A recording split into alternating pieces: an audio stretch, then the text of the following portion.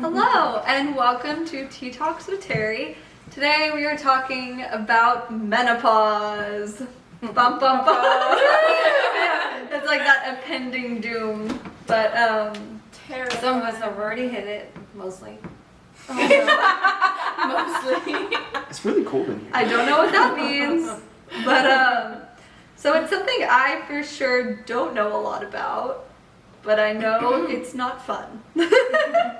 When you hear it, it kind of just makes you be like, ugh. Yes. You're so Scared of it. What is it that scares you guys? Everything.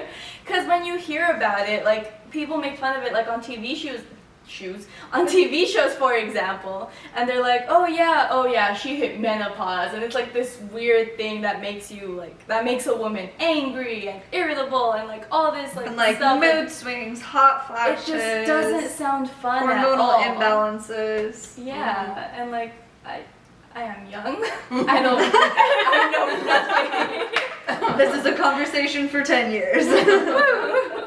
So yeah, like, you just see this, like, visual that's presented to you, so you're just kind of, like, grown to be, like, aware of it. Like, it's a scary And thing scared. that's It's in also the think that it's a distance. horrible Yeah. disease, right? Well, Yeah. also it's like a little bit like you're helpless. Like it's gonna happen to you, and it's gonna be the worst, And you that's get it. no choice. Yeah. You don't get a choice. Yeah. Yeah, you really don't. Well, you get a choice of how you enter menopause, you know, or and continue to live through menopause. So yeah, you don't have a choice. Your age is going to get And you there, I'm of so course. thankful to know you because of that. Because most people think that you don't have a choice or there's nothing to do. Or there's nothing Like, to help the exactly. symptoms or And the I process. didn't know any of these things until I met you and started working with you. So And now your mom's on hormones, right? yeah, she is. And she's so much happy. Like, my dad will know when her hormones are no longer working, and he'll be like, hey, I think it's time for that, you know, for the hormones. Like, I think they're wearing off. It's so true because my husband, he goes and picks up my hormones at the pharmacy. I mean, I never run out because he goes to the pharmacy and picks them up. So, hormones, yes, are one thing to help with the whole process of menopause because that's what it is. Like, your hormones are lacking, right? Like, you don't have So the what is that? estrogen, testosterone. Is that just like as you age, the production lessens? So yes, so actually at age 30, women lose 50% of their testosterone production. Yeah, that's Not to crazy. call you out, Myra. But that's young. You don't think of menopause hitting then, and it Yeah, doesn't- usually it's like menopause that's doesn't. so or young. something. Yeah. Menopause does not hit then. It's just that testosterone in particular is something that declines drastically at that age. But true menopause in the United States, the average age is going to be 51.6, plus or minus 2 years. And there is where you have a dramatic decline in all of the hormones, testosterone, estrogen, and progesterone. And they all serve different functions. But since I'm a vaginacologist, I'm going to talk to y'all about how it serves the vagina. So when you lose estrogen production in particular, testosterone a little bit, in the vagina, then no longer are you having the collagen being produced. So the skin becomes very thin, weak. You get micro tears, so you're more susceptible to bladder infections. And then primarily it leads to more risk of having prolapse and leaking bladder and bowels.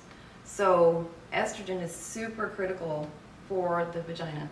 Now, of course, a lot of people are like, oh my God, I don't want to take estrogen because I'm going to get breast cancer. Everyone thinks that automatically. And yes, there is an increased risk of breast cancer when you take hormone therapy. But when you just apply it vaginally, so you do a vaginal pill or you do a vaginal cream or you do a vaginal suppository, whatever form, you are increasing the collagen production in the vagina, strengthening it, making it stronger, and less susceptible to the things that I already mentioned.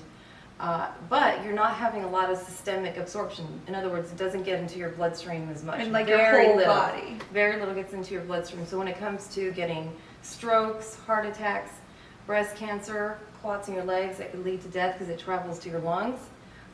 It's not 0%, but it's very minuscule.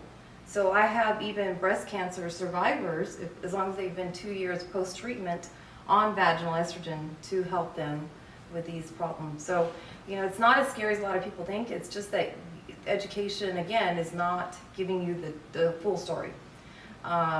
So all the things that y'all talked about, you guys are talking about systemic problems. So what I'm talking about is more local: vaginal dryness, prolapse, incontinence. So that's what I'm aimed at treating. But if you're bothered by those systemic symptoms, then yes, hormones are going to be the treatment of choice. Again, understanding that there are potential risks. There are a little bit greater risk of getting those particular diseases I mentioned, but it's still not a huge number. If you look at the statistics, 30 per 10,000 human years is the risk of cardiovascular disease, so anything that has to do with heart attacks or clots that can form. So the risks are still low. You just got to make sure that you are a candidate for it, because they really do help with a lot of other symptoms, systemic symptoms. So the local like vaginal treatment, that doesn't help any of this. No, Okay. no.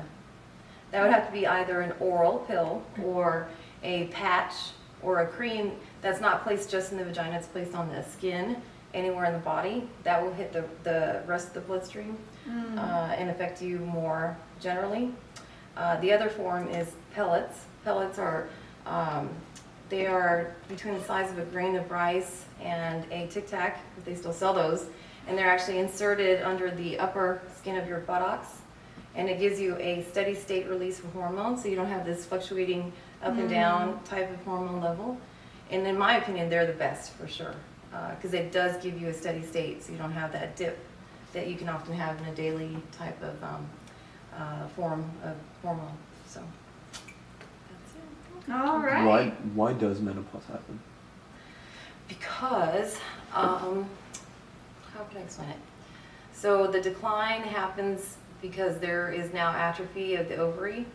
In other words, it's no longer functioning the way it normally did. It just over time gets older and older and older. It doesn't produce the eggs and the hormones that it should. So men go through andropause, and it's the same thing. They no longer are producing the normal amounts of hormone, so their levels decline over time as well. And For men, it's like the testosterone. yes, well, they also produce estrogen and progesterone too, just at a much lower rate. Yeah, just in terms of like the symptoms of it. So most men tend to have. I love the term andropause because you know, not a lot of people use it. And men often don't think that they get moody, but they do. I will be the first to admit that one. So I have witnessed male moodiness. And they're more tired. You know, their sexual function isn't what it used to be. So there's a lot of symptoms that men have naturally if they allow the natural course of the hormone Like the production to natural occur. decline Mhm. of hormones. Yeah. It doesn't have to be that way. Prevention! Okay, well I think we're gonna wrap it up there. Thank you so much for watching. If you liked this video, please give it a thumbs up. And if you have any questions, comments, or concerns, please leave it in the comments below. Cheers! And that's menopause. Or not menopause. What?